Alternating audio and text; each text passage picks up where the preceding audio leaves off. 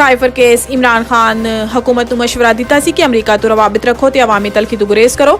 ਇਹਨਾਂ ਨੇ ਦੱਸਿਆ ਹੈ ਕਿ ਇਹਨਾਂ ਨੇ ਇਮਰਾਨ ਖਾਨ ਹੁਕੂਮਤ ਨੂੰ ਮਸ਼ਵਰਾ ਦਿੱਤਾ ਸੀ ਕਿ ਅਮਰੀਕਾ ਦੇ ਨਾਲ ਬਾਤਚੀਤ ਜਾਰੀ ਰੱਖੋ ਤੇ ਆਵਾਮੀ ਸਤਹ ਤੇ ਤਲਖੀ ਤੋਂ ਗੁਰੇਜ਼ ਕਰੋ। ਸੁਹੇਲ ਮਹਿਮੂਦ ਦੀ ਜਾਨੀ ਤੋਂ ਟ੍ਰਾਇਲ ਕੋਰਟ ਵਿੱਚ ਜੋ ਗਵਾਹੀ ਦਿੱਤੀ ਗਈ ਸੀ ਇਸ ਦੀ ਨਕਲ ਮੌਜੂਦ ਹੈ। ਇਸ ਦੇ ਮੁਤਾਬਿਕ ਸੁਹੇਲ ਮਹਿਮੂਦ ਦਾ ਕਹਿਣਾ ਸੀ ਕਿ ਇਸ ਮਸ਼ਵਰੇ ਦਾ ਮਕਸਦ ਪਾਕਿਸਤਾਨ ਦੇ ਇੱਕ ਅਹਿਮ ਮੁਲਕ ਦੇ ਨਾਲ ਤਾਲੁਕਾਤ ਨੂੰ ਬਚਾਉਣਾ ਤੇ ਖੁਫੀਆ ਦਸਤਾਵੇਜ਼ ਦੇ ਹਵਾਲੇ ਤੋਂ ਆਵਾਮੀ ਤੇ ਸਿਆਸੀ ਨੋਇਤ ਦੇ ਮੁਬਾਹਿਸੇ ਤੋਂ ਗੁਰੇਜ਼ ਕਰਨਾ ਸੀ। ਸਾਬਿਕ ਸੈਕਟਰੀ ਖਾਰਜਾ ਨੇ ਕਾਬੀਨਾ ਇਜਲਾਸ ਦੀ ਤਫਸੀਲਾਤ ਵੀ ਸ਼ੇਅਰ ਕੀਤੀਆਂ।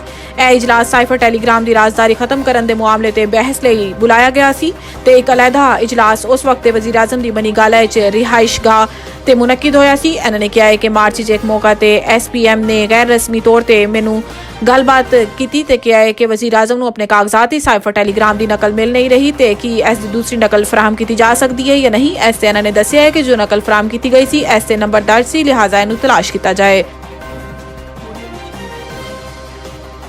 जावेद हाशमी की रिहाइशगाह ते पुलिस का छापा, PTI उम्मीदवार गिरफ्तार। जावेद हाशमी का कहना है कि मुल्तान के इलाके मखदूम रशीदी च इन्हां दी रिहाइशगाह ते पुलिस ने छापा मार के PTI उम्मीदवार जाहिद बहार हाशमी ते इन्हां दे घर दे मुलाजमीन नूं गिरफ्तार कर लिता है। इन्हां ने इल्जाम लाया है कि पुलिस दरवाजे तोड़ के घर विच दाखिल होई ते तशद्दुद कीता। जावेद हाशमी की रिहाइशगाह ते PTI दे वर्कर्स कन्वेंशन विच PTI रहनुमा मेहरबानो कुरैशी ते जैन कुरैशी नूं भी शिरकत करना सी।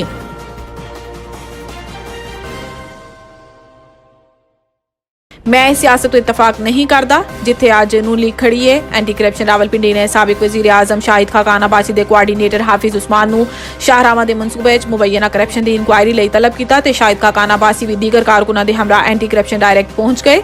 साबिक वजीर आजम ने कहा है कि इलैक्शन एक आईनी फरीजा है, इसका इनेकाद हाकिम वक्त की जिम्मेदारी है। इलैक्शन की परवाह नहीं होएगी तो मुल्क तरक्की नहीं करेगा। नैब ते एंटी करप्शन मुल्क के करप्ट तरीन इदारे बन चुके हैं, इन्हां दा एहतसाब कौन करेगा। यह इलैक्शन के जोड़ तोड़ लिए इस्तेमाल हो रहे हैं। 1947 तो लैके हुण तक मुल्क का हर इलैक्शन चोरी किया गया। शाहिद खान अब्बासी ने कहा है कि नून लीग तो मेरा कोई इख्तलाफ नहीं, मैं 35 साल तो नून लीग नाल मुंसलिक हाँ तो इस सियासत तो इतफाक नहीं करता जिथे अज मुस्लिम लीग नून खड़ी है। मेरी मुस्लिम लीग नून तो कोई नाराजगी नहीं, मैं टिकट लिए भी अप्लाई नहीं किया ते नून लीग के खिलाफ कोई इलैक्शन भी नहीं लड़ा। नवाज शरीफ ने वतन वापस आके मेरे नाल कोई राबता नहीं किया।